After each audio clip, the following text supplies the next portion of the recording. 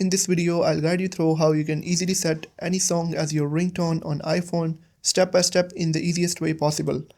Guys, first of all, you would have to definitely go to the Safari browser or Chrome browser, and you would have to download a song or any ringtone that you like and that you want to set as your ringtone.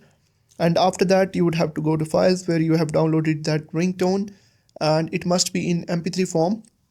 So I have downloaded this Nima ringtone that I liked, and now all I have to do is to tap and hold on it, then tap on share, and after that I would click on more,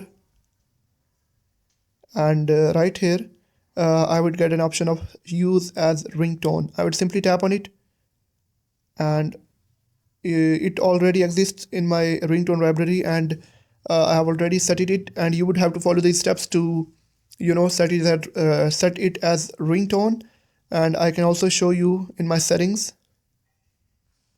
that I have set this ringtone like this. You can see here's that ringtone. So if you found this video helpful, like, subscribe and turn on the notification bell so you never miss out on a new tutorial. Thanks for watching.